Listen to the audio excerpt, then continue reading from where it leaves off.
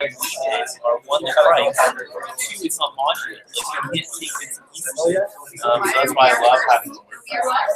What's the name of it? I use Inbound now?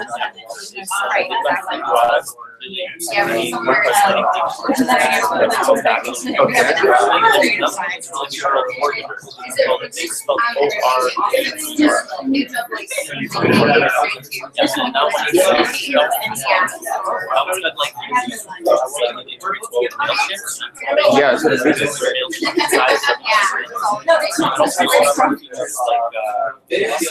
dynamic widgets, so if they've already responded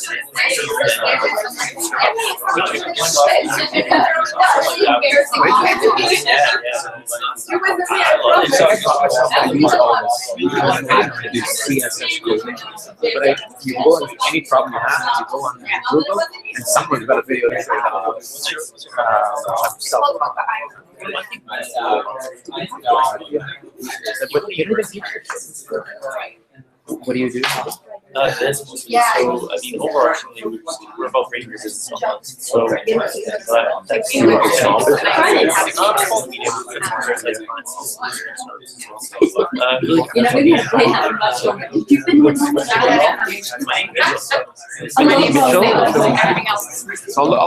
on the.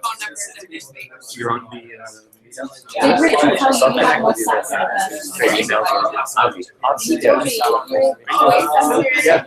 Are you? You don't realize it's cold outside, so it's a great turnout.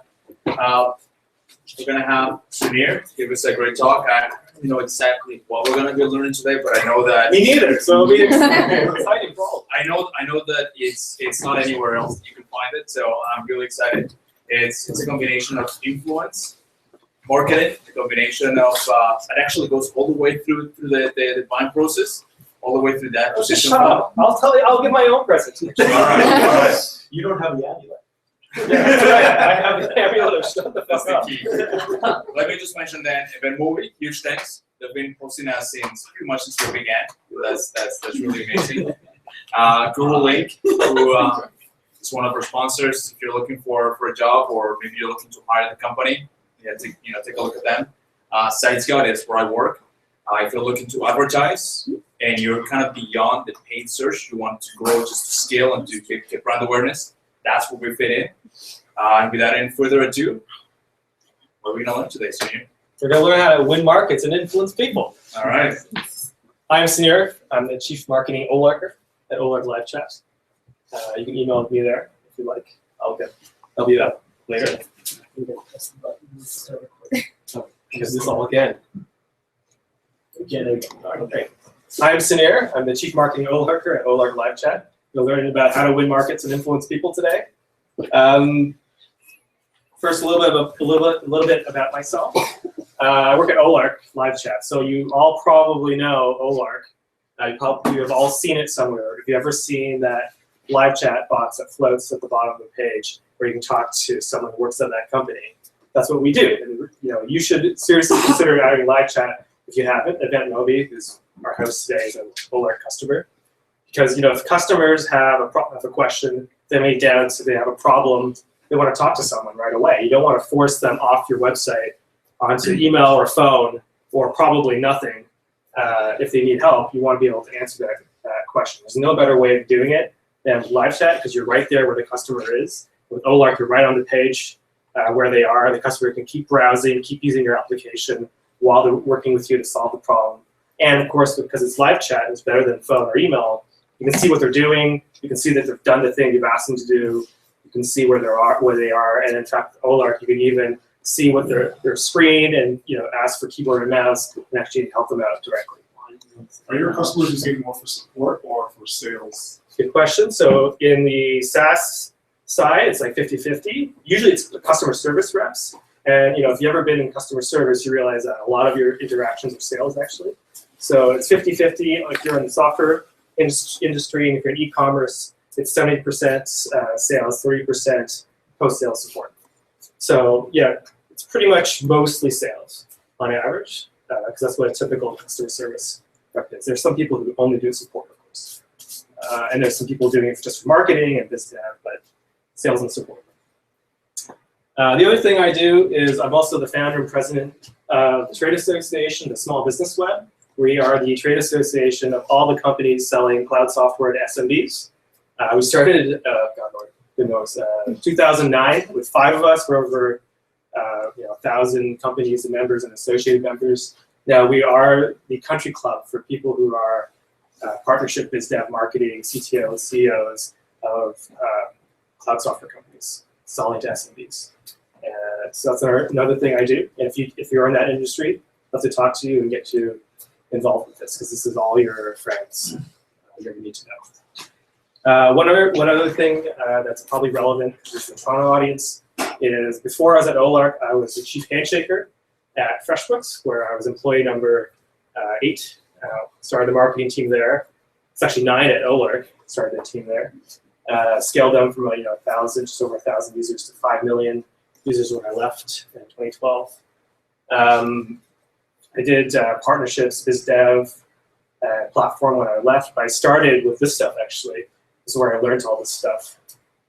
It's community, word of mouth, good old-fashioned relationship marketing. So I mean that's the beginning of all these ideas. Started at FreshBooks, and my title I thought was funny, chief handshaker, because that's really what I was doing all day long, was just handshaking, virtually or real or otherwise. So like a good marketer, I'm not just giving this to you. I haven't asked. I want something from you in return. There's always a price to pay when you're talking to a marketer. I have 2 questions I'm going to ask you and want you to think about. So this is a kind of new area of marketing. It's not actually that new. It's actually the oldest form of marketing. But online, you don't really talk about it that much. I call it relationship marketing. If this resonates with you or something you're already doing right now, I'd like to know if you're doing this right now. And then I'd like to know how you're doing it, what tools and processes you're doing. I feel like it's a really inefficient part of marketing that actually all of us do. So I'd like to learn a little bit more about that. Okay, so the first thing think about is first, like, how many people here are in companies that are just like really at the beginning, like have like you're just starting up, you're just bootstrapping, getting off the ground. Okay, and how many people are in larger companies, like well-established enterprises? Okay, and then how many people are in that kind of, okay, we got off the ground, but we need to figure out what's going on. Yeah, and how many of you are like the marketer, like the only marketer? Okay, so this story that I'm telling you is a story of what it's like to be the marketer at startups, because this is where I learned all this stuff. So I started at Olark. I was number 9 there. We're a bootstrap company. We had just over 2,000 customers or something when I started. We just announced we had 10,000 paying customers at Go companies just like the last week. We just bootstrapped. That's amazing. And at FreshBooks, like I said, started with over 100,000 users, left with like 5 million users or more when I left in 5 years. And in both companies, it took some work to get a marketing system in place to grow. And there is no hack. There is no secret. There's no magic missile. It was like a lot of grinding business to get from one sale after another. But we did it in a systematic way. And that's what I want to share with you. The thing is, when you're the marketer, when you're the first marketer, and you may feel this, you have to do a lot of stupid marketing tricks that the founders or business owners have just been waiting to do. I've talked to so many marketers who are like the marketer. And it's like, I don't know what to do. They want me to do this and that and the other thing. You have to say no. Your job as the marketer is not just to do the marketing tricks, but is to create a marketing plan, a focused marketing plan. And the reason is, by the time they hire the marketer, they obviously have some traction. They have enough money they can invest in hiring a marketer. So they have something going on. But they got there. You got there from the climb. The climb of just scrabbling your way from sale to opportunity to sale to opportunity. And so they're trained to think that every sale is a good sale. And sure, fine. Inbound sales, every sale is a good sale, which is a total lie, actually, if you're in sales. Every sale is not the same. But as a marketer, fine. Whatever, inbound sales, especially for like SaaS apps or self-serve, every sale is a good sale. But you are the marketer. There's only one of you, and if you have other resources in your company that are helping with marketing, you have a very little amount of effort you can apply versus the entire market. You need to get all the wood behind the arrowhead, because that's the only way you're going to make a dent in this huge thing called the market. And so that is like the most important thing, is to get focused on where you're going to apply your effort. So like what I hope to leave you with this talk is a model or system to get focused and then actually have a plan of action in place. Now, my favorite book ever for marketing is Crossing the Chasm by Jeffrey Moore. You know, if you have not read this, who has read this? Okay, great. I will summarize it again in a nutshell through this talk, especially the key points. But this is like, I think, the most fundamentally useful and well-researched and established and repeatable system and model for selling into a new market, especially for a startup. And the key message that I really think is important for marketing is this: the definition of his definition of a market, which is basically a defined group of people with similar wants and needs who refer to each other for purchasing decisions. Now, a lot of people get tripped up with this referring to each other part of the definition, and they think literally it's like this: we're in a room together, I'm talking to you, we're referring to each other, I'm telling you what to do, or you take me out for coffee and ask me what would I do, or I ask my father-in-law what, you know, or he gives me advice what to do. I think it's like really just like meet to meet referring, but it's not true.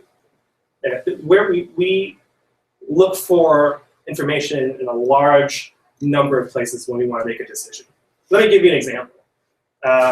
You know, I have two kids now. When we had our son, our second kid, we decided to buy a car. So I've never bought a car before.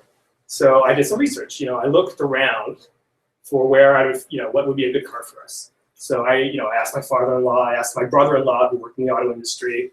I asked, I looked around the neighborhood to see, because other people in our neighborhood are just like us. You know, so what did they have? I looked on Edmunds.com. I picked up the Auto Trader off the newspaper box on the street because it was there. I looked in Kijiji. I looked at Auto Trader online. I Googled. I looked at YouTube videos, and I made a decision. I decided to buy a Subaru Outback 2010 from a dealer in a nearby dealer. Yeah, that's an exciting story for you, I'm sure. But the key point there. There's a few points. One, when I made that decision, I was doing research. I didn't just, ask my father-in-law, who, by the way, I didn't listen to at all, of course, because he doesn't know. He's not in that situation anymore, right? He doesn't have two little kids, so it didn't really matter. I looked at all these information sources. And I made a decision. That's one thing, and that's actually what most people do, whether they do it intentionally or subconsciously. And number two, I bought a Subaru Outback. I did not buy, for instance, a Peugeot. Now, I don't know anything about Peugeots. I know it's a car from France. I know it has a weird logo, I think with a lion. I don't know, actually, and I don't know anything about Peugeots. The reason why I didn't buy a Peugeot is I don't know anything about it. That's one thing you should know. So if you don't know anything about a product, you're not going to buy it. So as a marketer, you're not telling anyone about your product. They're never going to buy it. Second thing, I didn't buy a Tesla Model S station wagon. Now, at the time when I bought this car, Teslas were not in Canada. I knew a lot about Teslas because I'm really excited about Teslas, but I didn't buy it because they had no placement. So you could tell everything to your customer. You'd be really good at communication, but if you have no placement, they're never going to buy it.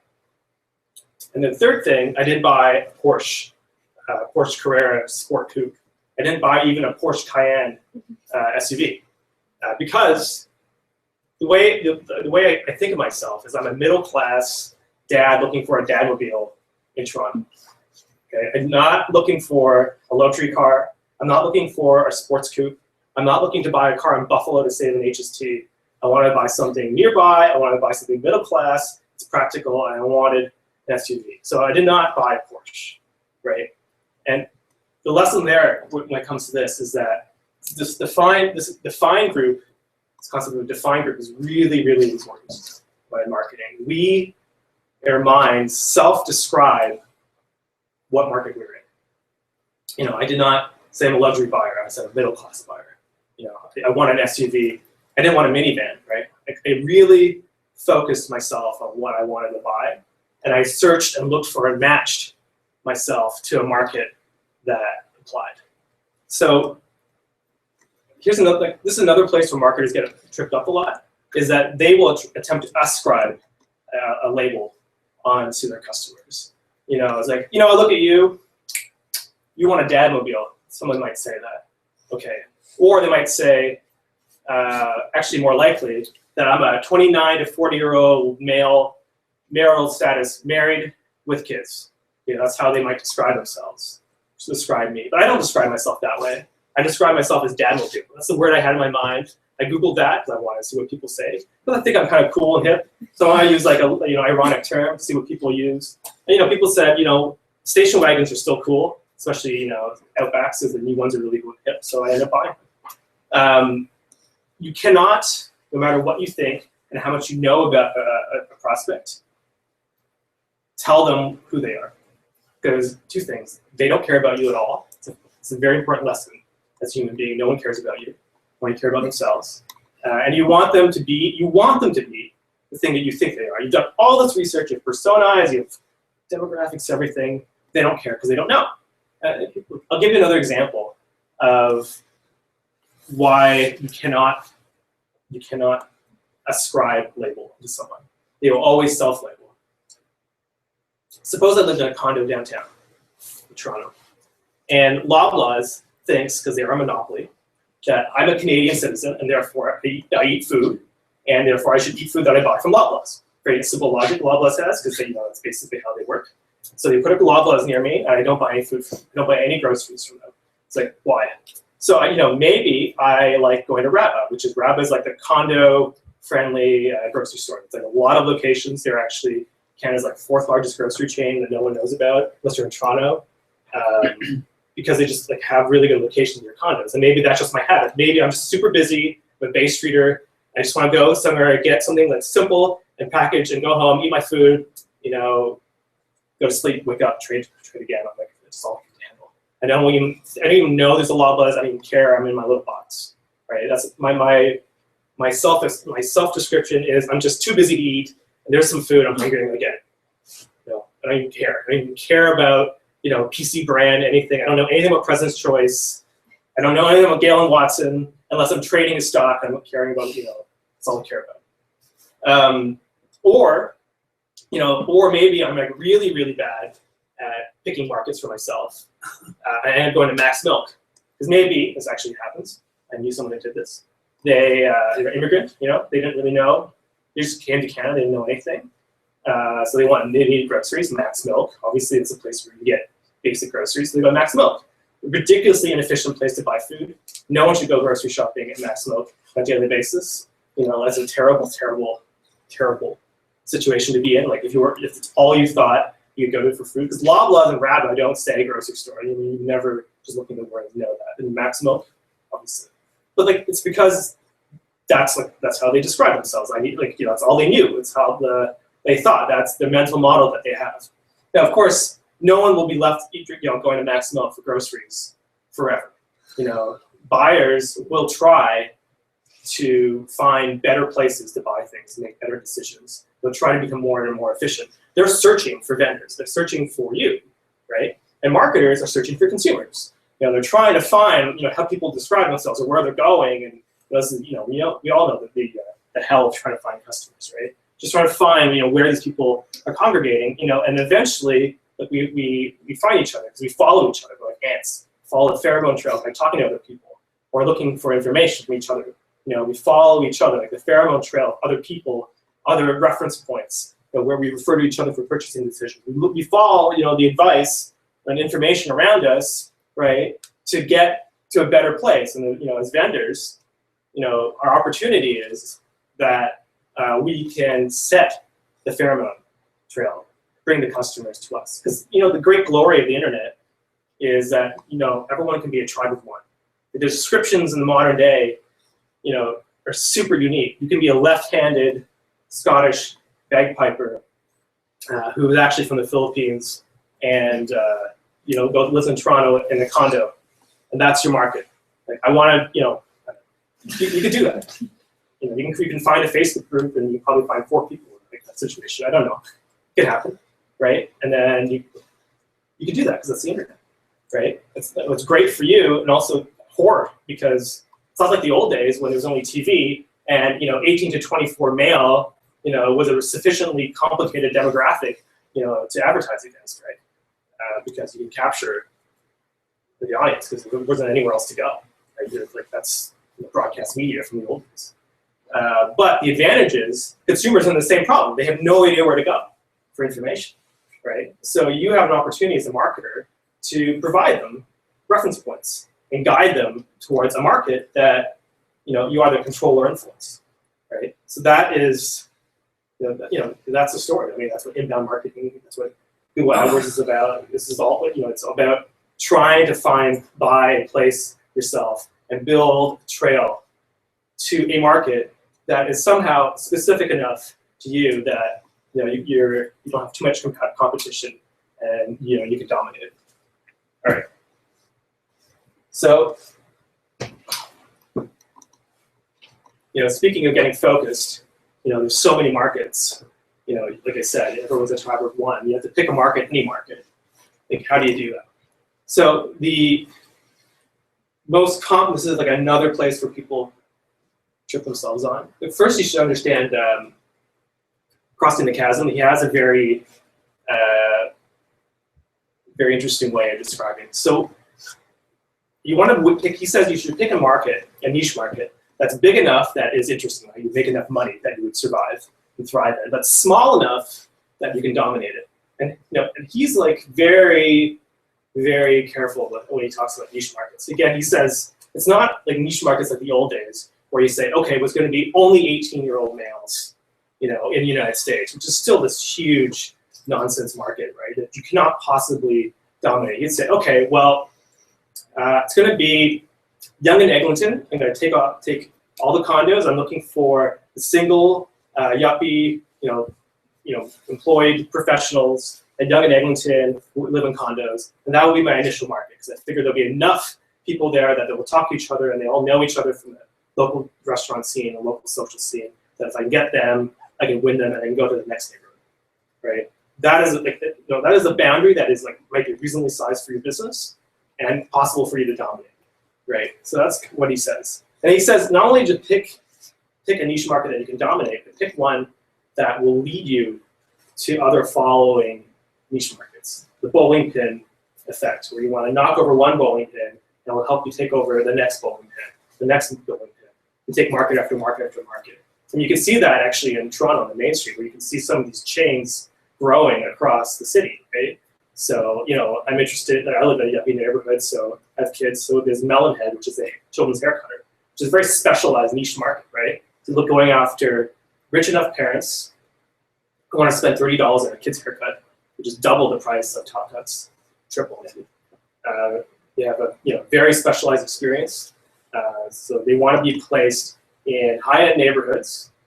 They want to dominate a group of people who have young children and have money to spend, and they want them talking to each other.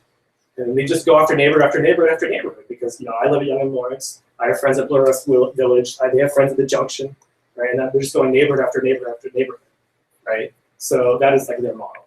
And you can do that also on the internet. I mean, if you're selling software, you can go after, initially, you can go after digital agencies in Toronto.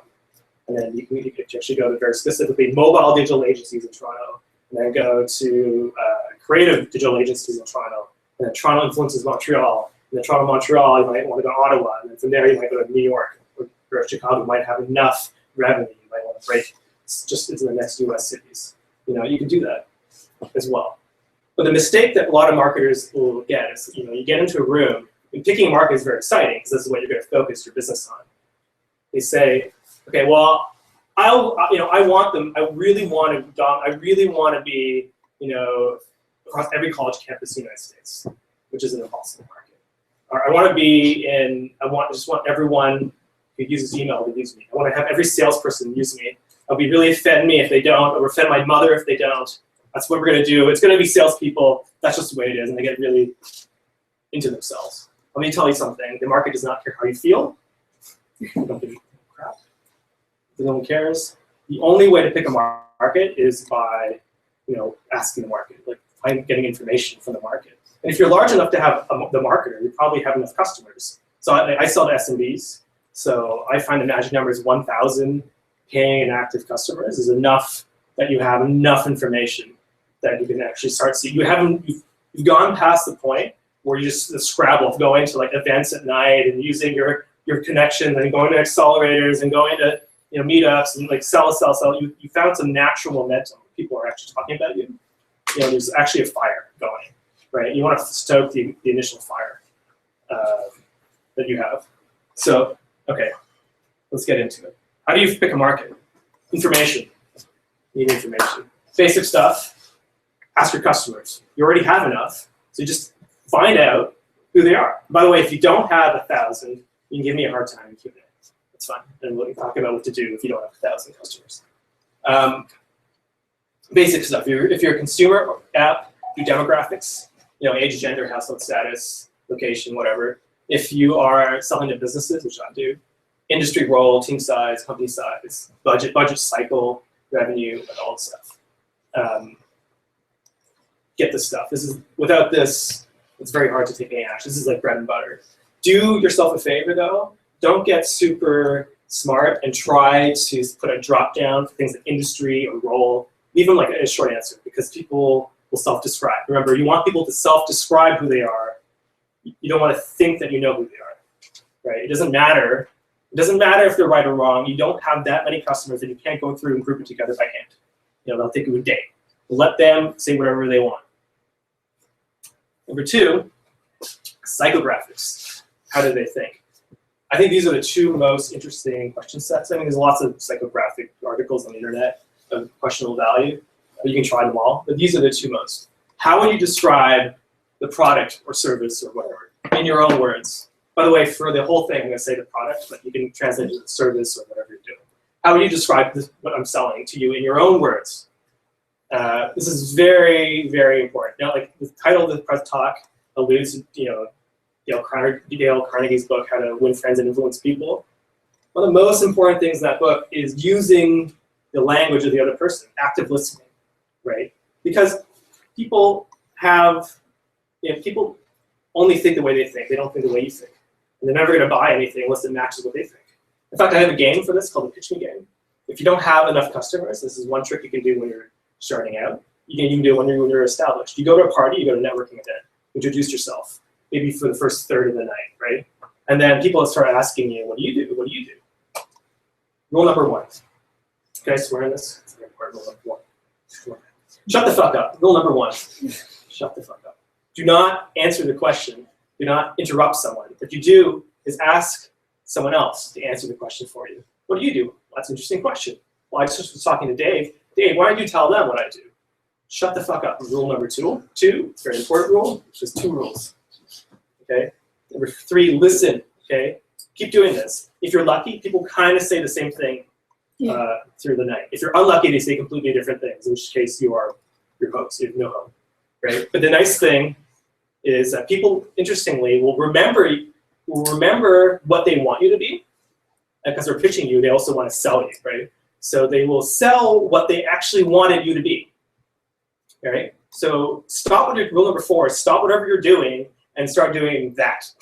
Because that's actually not only what they want you to do, it's what they will tell other people that you're doing, which is the core concept of like word of mouth marketing and actually all marketing. If people cannot tell other people what you're doing and they're not excited about it, then you're not selling anything anyone wants. So just do that. Just do that. And in your own marketing messages, use their language. Don't be clever. Don't try to teach them new words. Use their words. Later, maybe you can start teaching them new words, but try not to teach them too many words. Basic other questions. What do you love about my product? What do you hate about my product? What is one thing you could do to improve the product, or how can we make the product better? Some people don't like love and hate. Some people say, oh, you should say like and dislike, or most favorite, least favorite. Try it. Actually, some people won't respond well to love and hate. Some people respond really well to love and hate because it's so extreme. I just try both. Just split your customers up. Try both. I like love and hate because it gets people really excited. And do it in this order: love, hate, thing to improve. Because this is okay. I can say something nice about you. Then I can tell you what I really don't like about you, and then I can tell you what I really want you to be. Right? Because it's related to what I hate and love. Right? So do it in this order. Use cases. How are they using your product? What other products are they using? How does it fit into my workflow? I sell business stuff, so workflow. How do you work in, how does it fit into your life? What are you doing during the time? Whatever. Trying to figure out what else is going on in their life, because they don't care about you, right? They care about their day. They're going about their day, and you're trying to shove yourself into it, right? So you have to understand what's going on at that time and place and workflow and capital flow of that day. Just figure that out. How doesn't it fit into their flow? What is it not working? It's not working properly, right? You're probably just starting out. Well, how's it not fitting into your day? If you read Innovator's Dilemma, that book is also really, really good. He's really focused on components of other systems. If you're building a component in a system, this is probably one of the most important set of questions, right? Because if your component doesn't really fit into the product, into the system, it's not a very good component, right? So really understand this. Addressable markets. How are they actually looking for information? Let me give you a little story about addressable markets. My wife, she's a doctor, so she was a chief resident. What do you think chief residents do to schedule their call center? What are the call schedules? What software did they use? Guesses? Excel. Excel, good guess. Anything else? What am I guess? Google spreadsheets, some people often answer. Actually, Google was a terrible thing, I guess, because Google's a search engine. It doesn't have a spreadsheet. Everyone knows that, right? It doesn't have spreadsheets on Google. Well, normal people don't know about Google for work. Google Docs is a thing we know about, but the normal people don't know about it. They use eVite. I was like, okay, so the way they did it, they're inviting each other to each other's times off. It's like, no, they had one eVite for the entire semester, and then they'd use it as a Facebook wallet that you didn't need a Facebook account for. It's an open just discussion thread. It's crazy, because they didn't like email, so they used eVite. The invitation part was irrelevant. It was the comment thread that they wanted. So that was the actual #1 recommended tool at the Chief Residents Conference they have, which is amazing they actually have such a thing. They all recommended use eVite. So the reason why it matters is they are not an addressable market. Chief Residents change every year. They make no money from it. It's a volunteer position. They don't care. So the hospital administration, though, got fed up with this because it's stupid. And they actually have staff who are paid money with spare time to look around and be sold to, right? And salespeople can talk to them, and they actually go to shows and read magazines and look for stuff. And they're like, okay, we're going to buy scheduling software.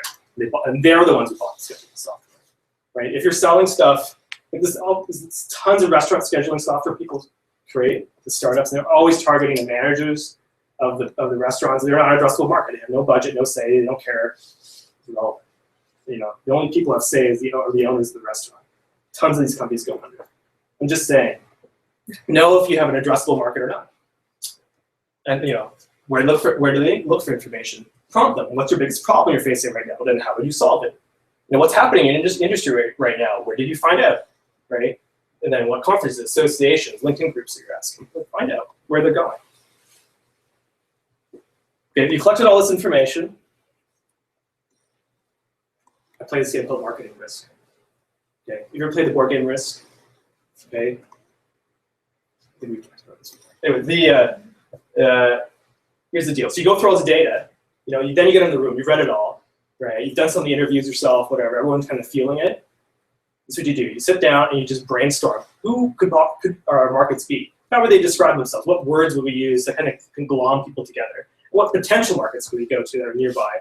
You just write them on cards, you say them out as you're writing them down. Web designers, graphic designers, software developers, software engineers, electrical engineers, whatever, right?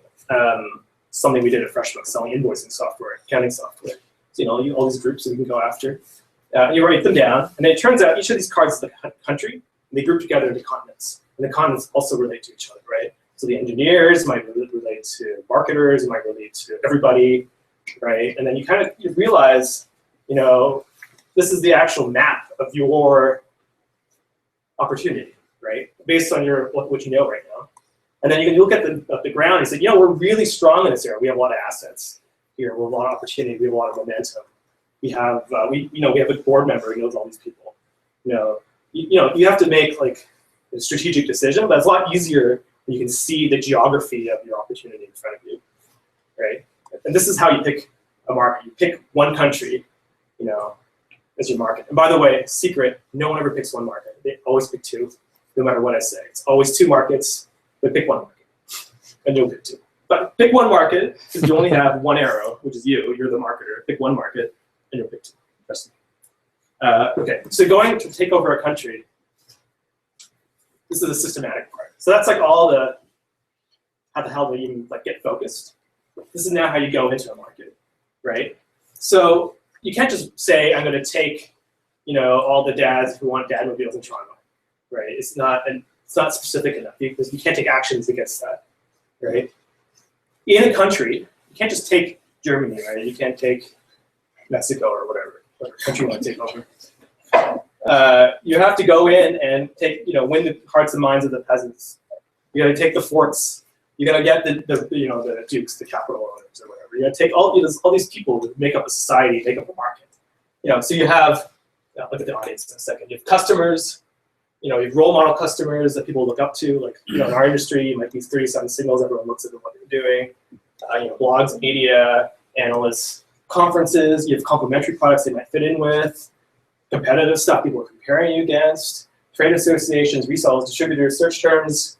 All these places, right? And you want to enumerate as many as you can. This is mapping the market. This mapping the market thing never stops. This is the constant job of the marketing team to know everything about the market and everyone who's in it, right? Every relationship, every place, everything. This is your job. If you don't have this organized, like broken down, you're just wasting time. Like, every time you meet someone that's exciting, like, I met this journalist. You should have a media list. Like, everyone does that. But why don't you have a reseller list or an association list, right? Or you have a list of potentially exciting customers that you happen to have a relationship with that you could maybe try to convert them. Or your existing customers that you actually know on a first-name basis. You had a beer with them. When we went to Chicago, I took them out for dinner. And now I now know them, right?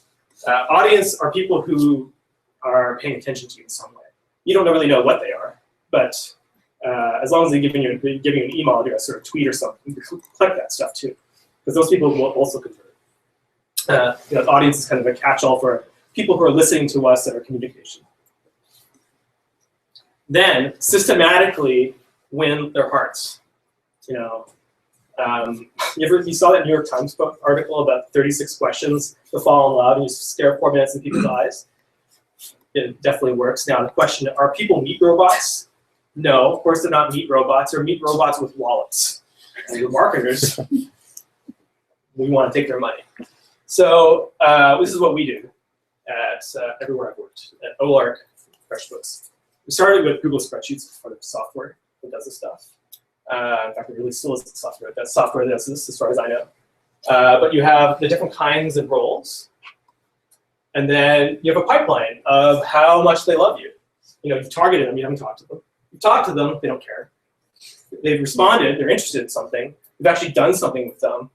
You've done something again, because it takes a couple times, right? And then you've reached out to them so much, they love you so much, they actually come to you. They've come to you with an opportunity. Then they get into the heart category. And that's when you won them. You totally won them. Whenever someone comes to them and says, I want this, there's an opportunity that might fit you, they're bringing it to you. You've totally got control of that aspect of the market. And all the customers, all the prospects, all the other kinds of relationships that ever talk to them, ever need something like you, they're going to come to you from now on. You've won, right? And that's the goal. You want to systematically move people across this way. That is like the heart of this, right? This is the heart. And that's not even just for customers, because we've done, after you suggested, for guest blogging, for reaching out to the media, and we've done the same approach. And it repeated, so let's say we're featuring a blog, so bring back that relationship, and then just keep on going. So, how many people do you end up moving across this way? Well, so I wasn't really there too long after, but we had like for guest blogging we done it. Yeah. So Oh yeah, great. So then Yeah. you like got more and more placement, more and more opportunities to write. And then you actually got other blogs, I'm sure. Yeah. Yeah. and it was Exactly. related, and same with LinkedIn groups, and the same thing. Perfect. Perfect. So software things, everyone in growth hacking wants software stuff. Marketing, get your own CRM. Don't use the sales CRM. Don't do it. Because it'll just annoy them. Don't do that. Get your own CRM. We use Contactually at OLED. It's pretty good. I actually have a crush on HubSpot, but it is not cheap. So maybe one day use HubSpot or Marketo. If you can do that, it's great. But get anything that allows your company, your team, to build lists. So we have contributors and customers and media, that kind of thing. We have campaigns, happiness hacking, which is a campaign we did to win more relationships with people. So we have our list of relationships. We want to move them across the board with this happiness hacking campaign. We just email people, try and get them to do something for us. We organize using a CRM. And also interestingly, we do this at all events, is we compute the cost per acquisition by role in the market. Now, a lot of marketers are so obsessed now, digital marketers, with cost per acquisition of sales. They want every marketing tactic to return money today, but they don't. It's such a stupid thing. If you know anything about marketing, most marketing tactics don't turn to sales right away. In fact, you're not marketing, you're in sales. I mean, just an avid returns to sales, still sales. It's a sales-driven organization. By the way, sales-driven organizations will never get out of that chasm. They will all die, like flail and die. That is like a statistical thing.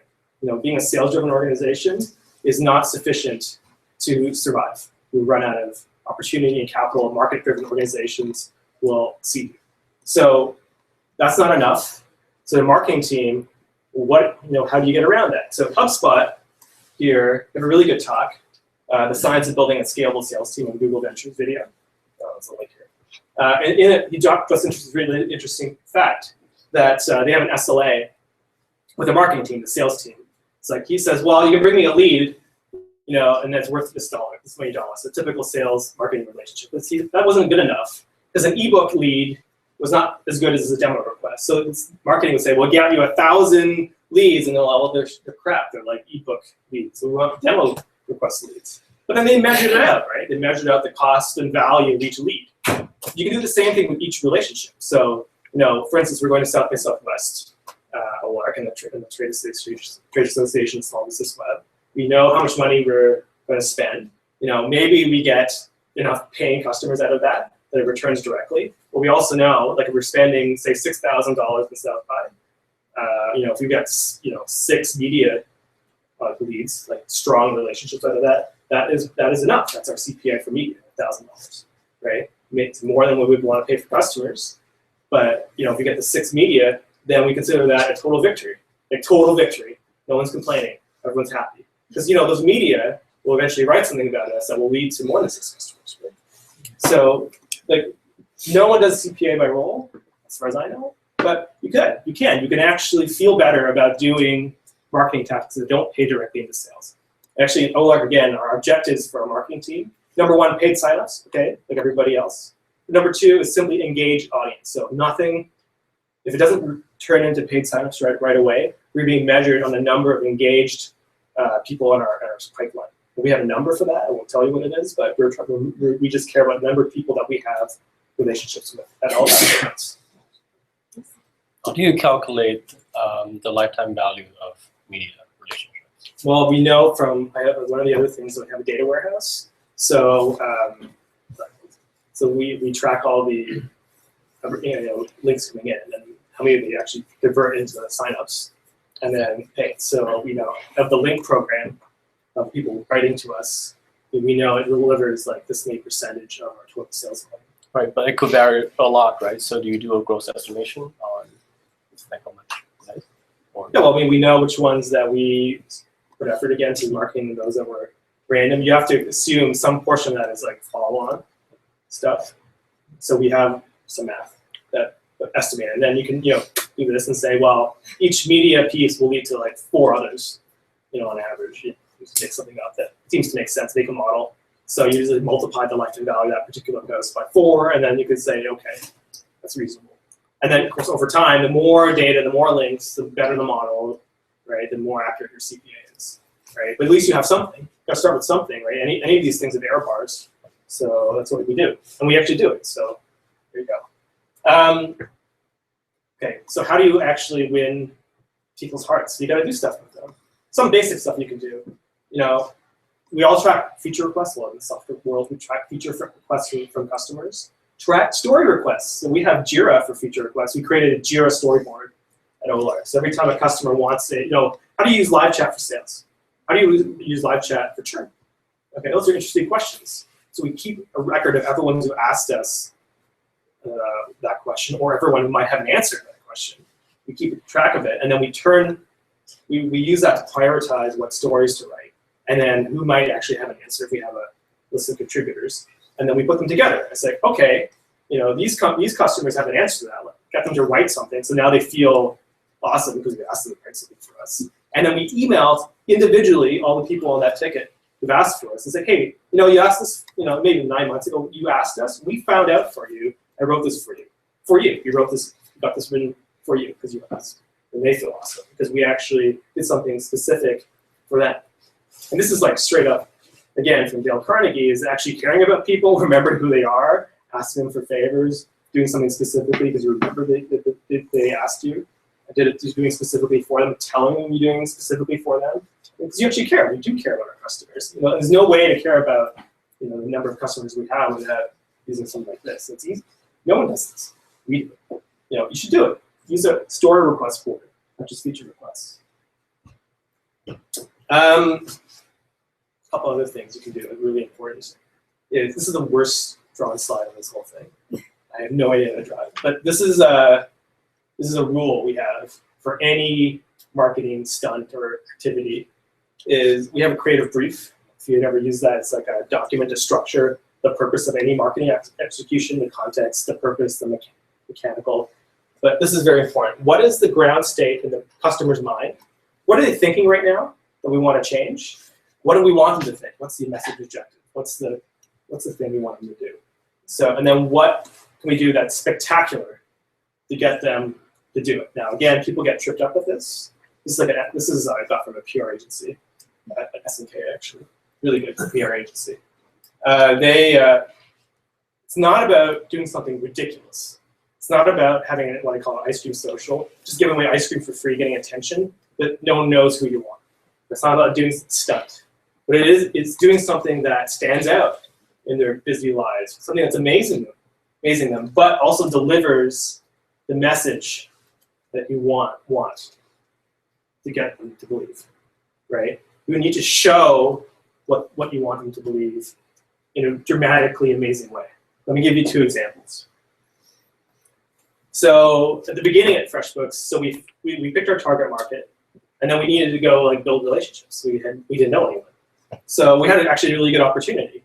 So there was 2 conferences, Future Web Apps Miami, and then South by Southwest, 12 days apart.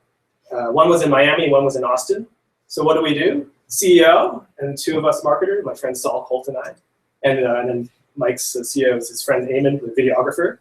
We rented an RV in Miami, and we drove it to Austin. Now, this cover story, which is true, is we took customers out along the way. We wanted to show that we really cared about customer service.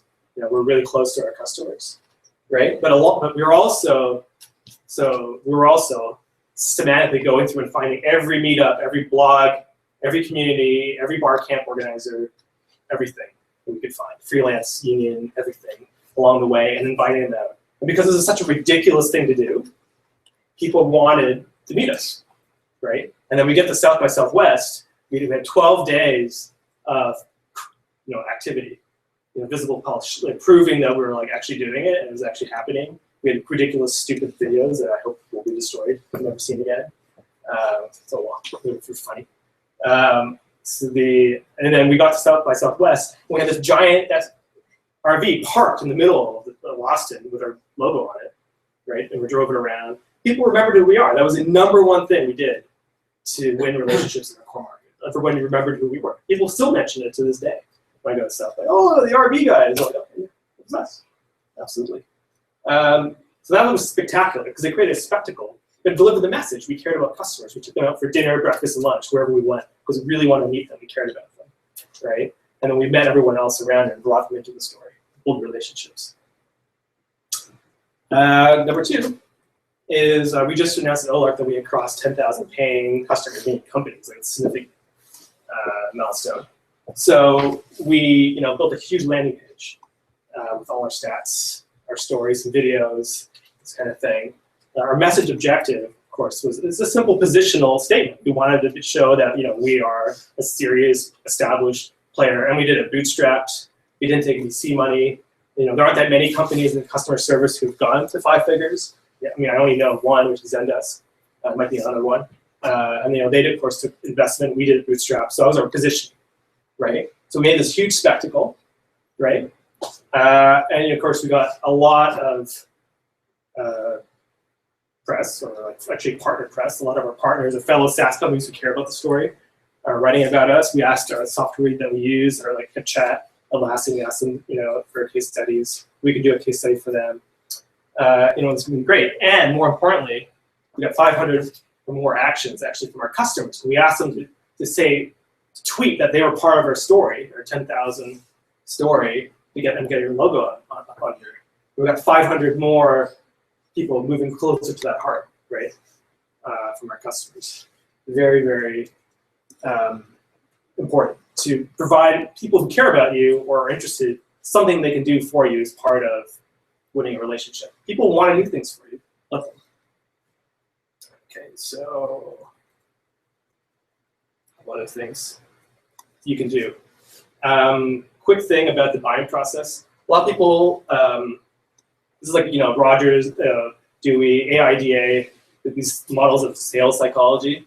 People, have some desire to do something, they look for it, they find it, then they have all these objections, and then they overcome them, they buy it, and they're waiting for it to show up, and then they evaluate whether they liked it or not. Liked it, they come back, if you're lucky, and they refer to, their friend. Okay, it's a sales model. Most people stop at fulfillment.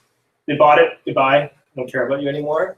Some people who are more enlightened have a customer service function. They get to satisfaction. They want people to enjoy it and be satisfied because the customers will return the product. In fact, most people think return means returning the product. Don't want that. Really want the customer to return because you spent all this money getting them here, and then you just lose them. So really successful companies will make sure the customers return. But super successful companies get them to tell their friends, right?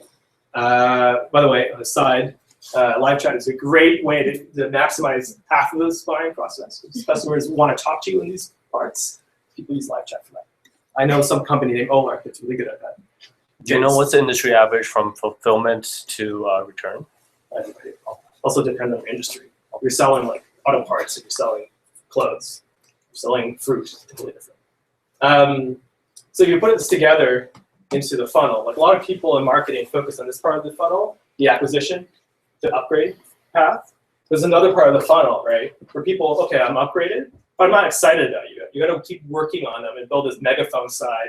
Evangelize them, get them to create online buzz, tweet about you, tell their friends. Maybe give them something they can put that shows that they're using the product. iPhone with the white earbuds. We have a powered by an OLARC at the bottom of the widget. Something to show that they're using it so they can show other people.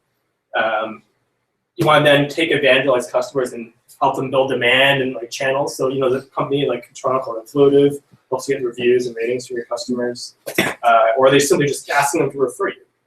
Any good sales person, and by good I mean I was watching the Power of Sales or whatever by Tom Robbins or whatever his name is. I can't remember. Sorry. Any good salesperson will tell you that the sale's not over until you have gotten them to refer you to someone else. Duct tape marketing by John James. It's a very common thing in the good old-fashioned sales. When you're doing large-scale marketing, there's nothing different. Humans are still the same. You want them to be so excited to tell someone. And this goes all the way back to the beginning of your funnel again, right? Revert. So if you don't have all of this, being tracked and managed, you're not being an effective marketer. I call this the butterfly because it looks like a butterfly. Let me give you an example of the power of this. So this is Dan Martell from Clarity FM. He just got fired a couple weeks ago. So he had this talk in Halifax at Startup Fest, where he talked about Flowtown, which is one of the companies he sold. Had no activity for like forever, nothing. It's like, this is a typical, he said, this is a typical marketing graph. Nothing, Zipola, I don't know why I'm doing this, I'm embarrassed to be alive, but I'm still going on at it. And then, boom, something happened. He said 2 things happened. One, they really worked on product market fit, so people who were using Clarity FM, Flowtown were excited about it. And then he found a way to get it into other people's networks. He gave an example from Clarity FM, which is his expert advice site. He got the products, so the advice giving and taking is really good. It's a marketplace. And then he got people to, for a thing, people could update their LinkedIn account with their job, that they're a Clarity FM advisor. And as soon as you update LinkedIn with a new job, it goes out to all your relationships, new job. And people are like, what is Clarity? What is Clarity? What is Clarity? And then he got the same kind of curve.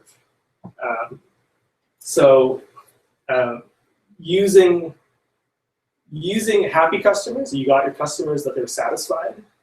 You want to find a way to get them motivated to talk about you in a way that's useful to them.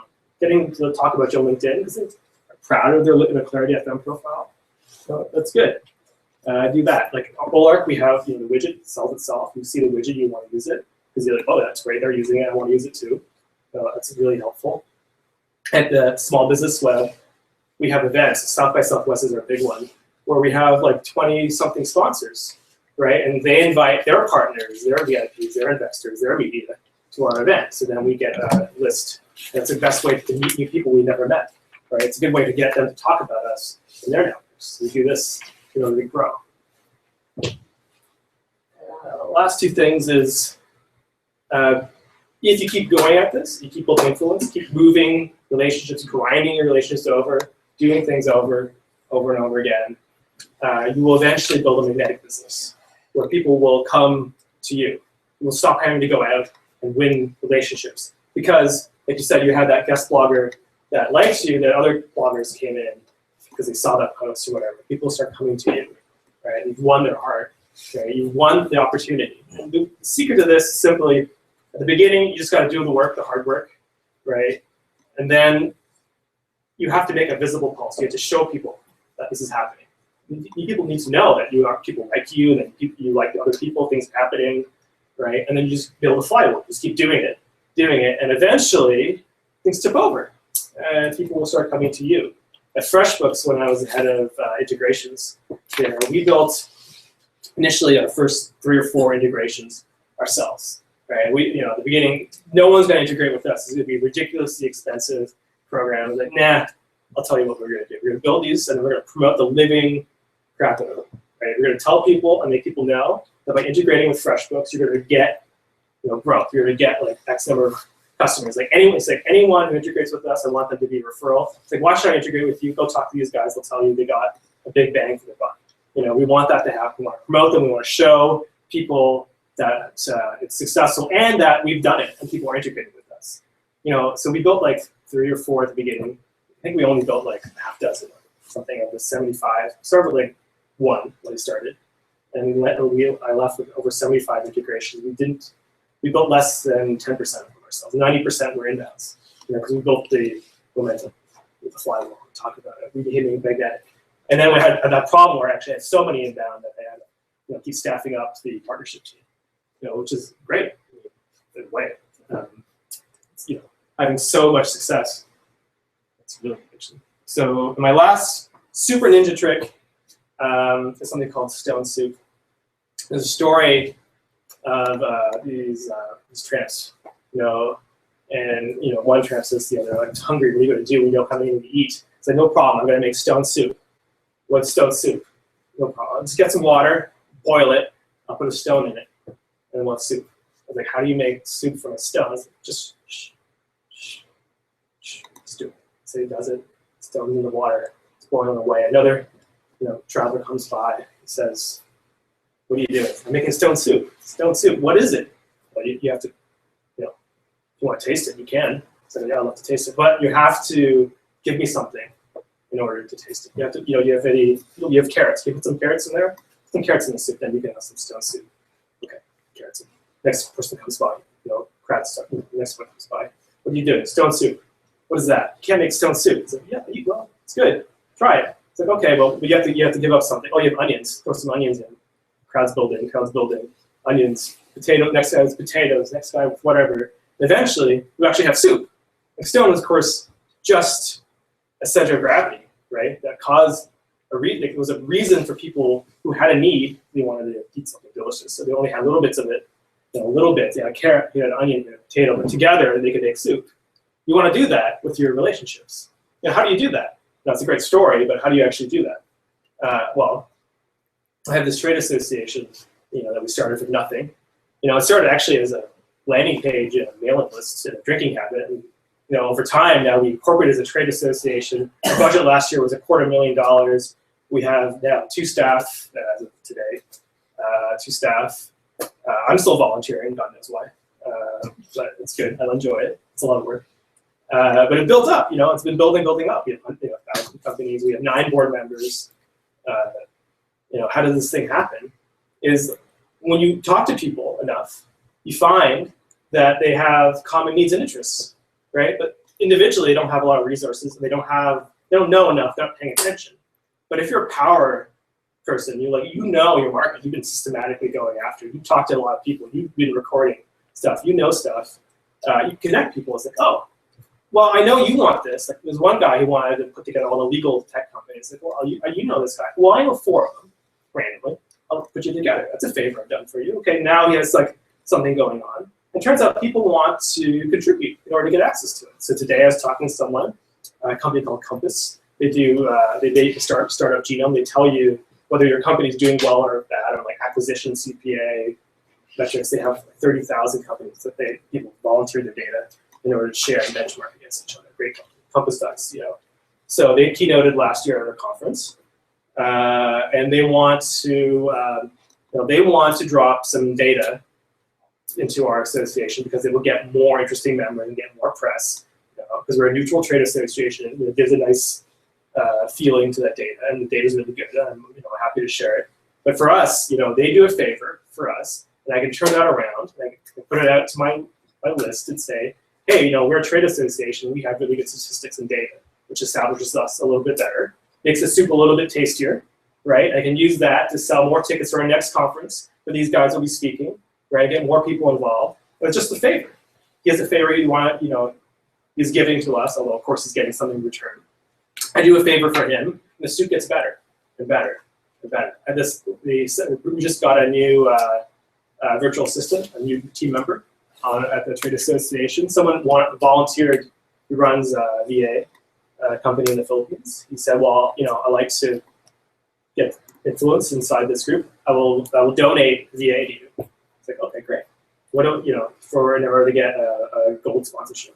It's like, great. So we got some onions, right? Got a little extra stuff. And you can do this, you can do this if you're willing to connect people and do a little bit of work and get it going. And just get some favors going back and forth. You become the center of your market. And it makes the magnetic part of the influence a lot faster because people need to know, right? So with that, it's almost everything I know about the stuff. I'll leave it to questions. I will give you, people who ask questions, a bonus answer if you ask a question. I have one weird psychological trick and one weird growth hack. Because let's face it, with growth hackers, that's all people want is the trick. So I have 2. And remember, I do have a question for you. Are you doing any of this stuff, relationship stuff? And then if so, what are you using to do it? Because I'm actually interested. All right, questions.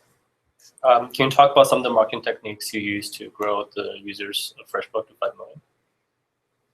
Yeah, it's a lot of grinding. You think, I always answer it this way. So a lot of people ask, what do you do? What's the one weird trick? The weird trick is we did everything, everywhere, for everyone, all the time. I was like, how do you do that? It's like, well, you just do it. So the key is that we really focused markets. So we were really all over, the creative, professional, market. You can see that in all the execution. Really nice design. We have a lot of great freelancers, agencies, digital agencies, web developers, marketers, the creative industry. So we just worked at it really hard. We found systematically, we found like every community leader, every event, every bar camp, every mailing list, every blog, everything. We found them all, as many as we could. And then we just flew out and met them, a lot of them. We spent a lot of time on planes in the first 2 years building relationships. And once you build, once we were like one of the most well-known people in 500 of them, out of 5,000, once you have 5 or 10% of that, it becomes really easy as leverage to go and take the rest of them. And it dominated that industry. So that's what we did. But we enumerated everything. And then the goal was, I called it FreshBooks everywhere, a logo everywhere. That's what we wanted. That's what we did. So, do you want a psychological trick or a growth hack? I'll go with growth hack. All right. So one thing you do, you go to a lot of events, you network, you get a lot of business cards. How do you know if that event had an ROI? How do you know if you got any sales? So you want to know a CPA of a physical networking event. Good luck, right? A simple growth hack. There's a service called Shoeboxed.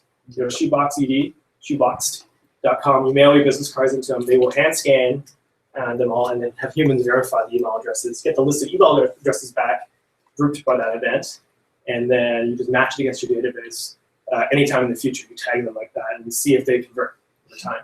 And you actually get an ROI on that event. That is the stupid growth hack. And there's a smarter one. Actually, it's pretty smart. It's clever. I really like doing that one. But a simpler thing you can do also is just put how did you hear about us as an open, one line, open field, bottom of your sign up form. I've never seen that impact conversions. You can try to measure. No one ever bothers, as long as it's optional, but no one worries about it.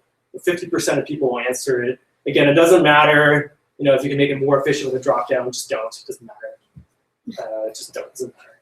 Just look at it. It's not that many. You can go through it. Every so often do a sample. And you actually learn, that they saw you at this event or that event, or they know this person, or they saw the blog post. It's actually fascinating to do that. You said that FreshBooks, I'm not sure if this is giving away corporate details, but FreshBooks focused in on designers. Why did they go after that market? Because invoices are going everywhere. Well, when I started a long time ago, I don't know what they do now. We've been gone for 3 years. But when we started, that was the people who used us. I don't know. Maybe that's because Mike himself was the CEO, the founder, was web design. So that was the market that they were doing really well. Creative web. I don't even care why. What I cared about initially is that was in fact where the fire was.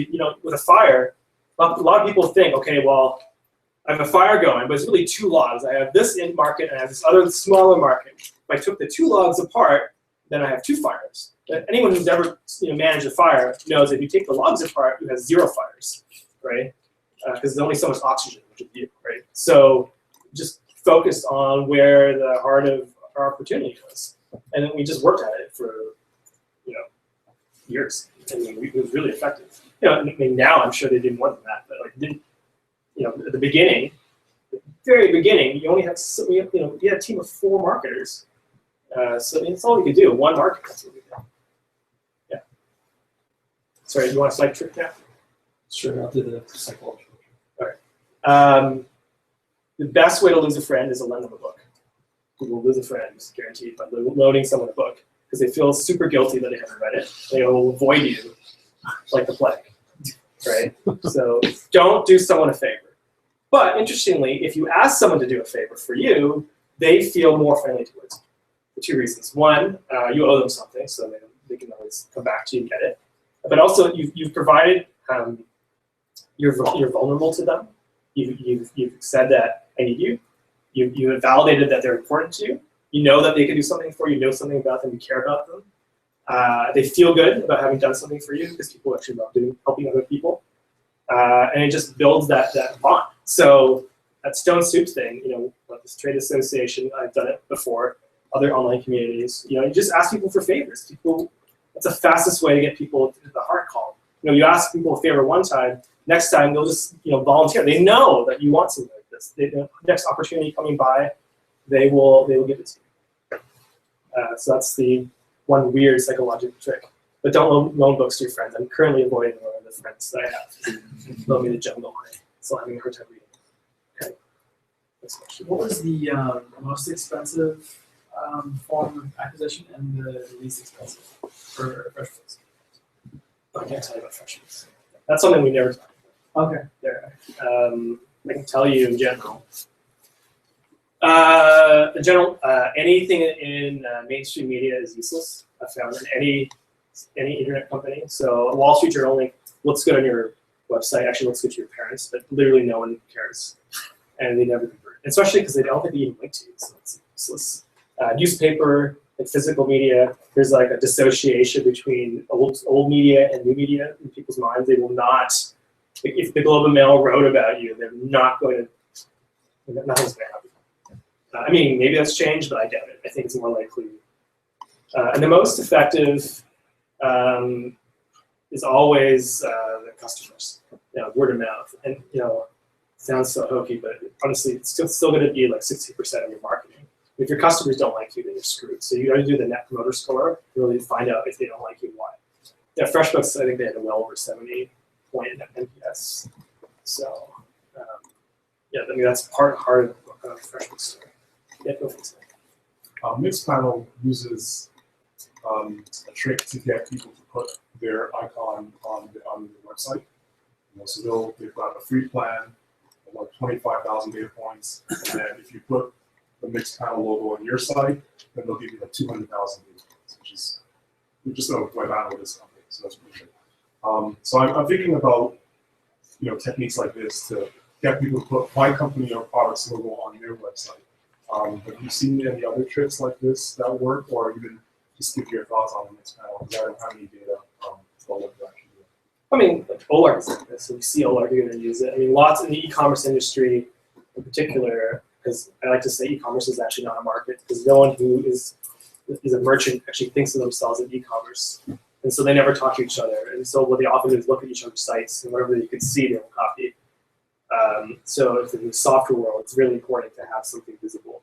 And so there's different actually marketing methods that we all know. So in a marketing plan, you might have paid acquisition, you buy your customers. You could have communication, PR. You can have word of mouth. You can have virality, which is, you're lucky. If you have virality, like people, if the product itself refers other people, it's actually, that's like the hack that everyone wants. Or you can do, if you don't have anything, if you don't have an addressable market, and you don't have virality, and you don't have communications, then you're stuck in a direct sales model. You have to like reach in and grab someone by the throat and sell products. Then you have direct sales. So you have these are different marketing approaches that may or may not play depending on your product. I was talking to one company here in Toronto. They're selling to professors at universities who are like the definition of a non-addressable market, because professors do not care about lesson planning or software purchasing or anything, right? But the value is high enough that they can afford to sell to them on the phone. So they're a sales-oriented company. So marketing is almost meaningless to them. It's really, marketing for them is just more sales leads. So that company would be entirely focused on a direct sales model. A company like OLARC, when the product is visible, right? We can if as long as the experience is good and people like it, and a lot of positive experience for both sides, then it's a good product. So people will want it themselves. And we supplement it with other communication and we start to pay acquisition. But your pop-up, you're able to get on people's side because the nature of your product, that pop-up is the logo, right? Right. I'm just thinking if there are any tactics that you can think of to get your logo on site. So like my product is not something that would go on a site like OLARC. What is your product? It's a back-end data processing product. So I'm trying to just see if there's a way to get that kind of intel inside, stick it on the box. Well, and a lot of the internet products, in fact, I think looked at it, like half of the top 25 largest B2B companies, or cloud companies in terms of market value, if I recall, are doing internet marketing products like SEO Moz, email marketing, stuff that did not exist before. Because the internet is a communications medium, fundamentally. I think FreshBooks itself grew a lot because people would get invoiced by FreshBooks. And what the heck is that? Anytime you put yourself in a flow of communication between people. If you're not visible just by passive use, you want to be inside a communication flow. So if you're doing data processing, because the reports go out to other people, maybe you can't sell from company to company, but you can sell some more seats within that company, right? They're sharing the data within the company. You can get more usage. And then I just have to go with word of mouth instead of the product itself being viral. But anything you can do to put yourself in a place where you are useful, you can add to a way that other two people are communicating with each other, is great. I mean, people will do it, and then you will spread yourself. I mean, it all depends, though. I mentioned the use cases before. This is why you really need to know the use cases, where you fit into someone's workflow, who else is working around them, who are they communicating with. You really need to know what's going on in their day-to-day, because then you'll say, you know what, we really need to pivot, from really just helping this IT guy and doing database administration, because no one cares about Fred in the closet, right? Fred's in his little data processing closet. So help me. That's the only message he's sending. Right? You really want to get out of there into the marketing team, because everyone cares about marketing because they have martinis. That's why I'm in marketing now. It's in engineering. Yes. It's my dream. It's my dream. That's why I'm here. I had a question. So a lot of what you said resonated with me. Do you have any advice for someone who's in a situation where perhaps there is an alignment on your vision? So this idea that marketing doesn't pay off immediately and there needs to be a deliverable return right away, having patience from the cultural side. I'm just wondering. Are you the marketer? Please tell me the marketer. Yes, but I'm just wondering if you have advice on how to prove out that patience or get the alignment that would be needed to do some of the things that you're suggesting. Everyone have a good bottle of scotch. I'm gin, actually. I'm a gin person. Okay, there's no guarantee. You have to accept the business risk that you're in, that your company may never achieve product market fit, or you will not be able to do that within the time frame they allow you. And just be happy with that, because that's just the job. It's always, I'm an old person now. I've been to so many startups. I used to get really caught up with it, but you have to realize it's just business. And so you're there with the risk profile of you don't actually have a market. You don't know any of this stuff yet. So as a marketer, how successful can you be to achieve your goal? You may not be able to get there, but if you get there, it'd be great. That's the risk reward, right? So it'll pan out or don't. It doesn't pan out. So that's good. Just accept that, and everyone should accept that. Well, hopefully don't tell that to your employers, because then they'll really accept that. It'll be a problem for you. But you should accept that in your heart. So don't feel bad if you can't figure it out, because most companies don't. And maybe they need to raise more money. I mean, just you need to try more things. I mean, if they're not oriented around iterating and learning from the market, they're not going to get anywhere. Okay, but here's a couple of things you can do. Okay, number one, first, are they iterative? Do they actually care about learning, or are they really opinionated? It's a little bit of a complex thing in that we're a startup inside of a bigger company. So the company was purchased, and I'm trying to grow this startup, but it's within kind of a more bureaucratic, larger company.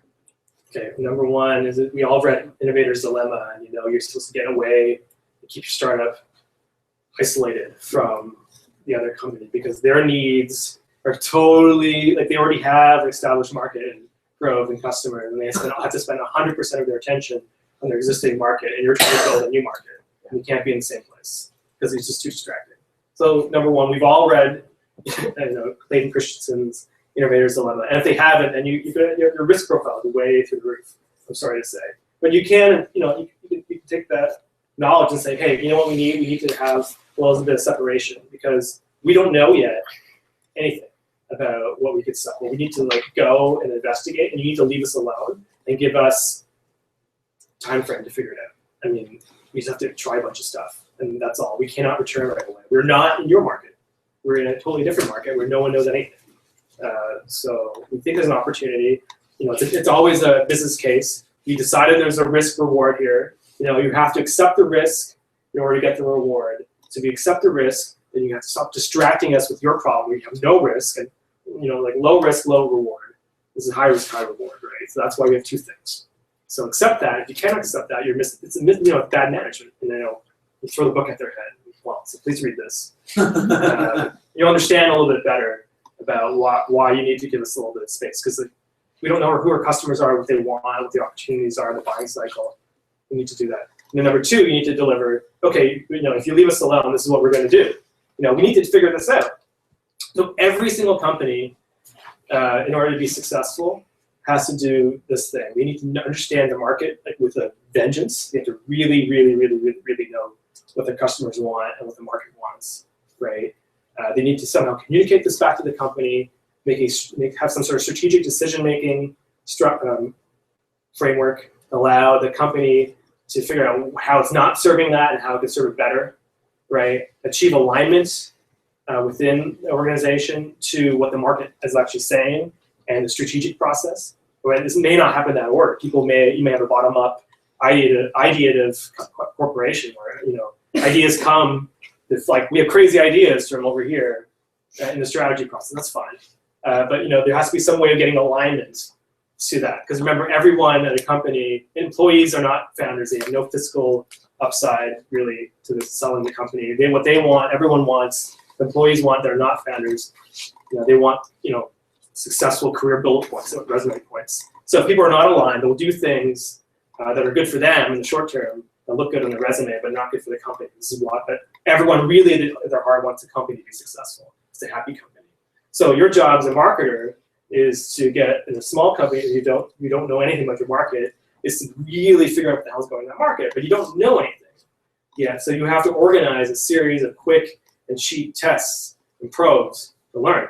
So you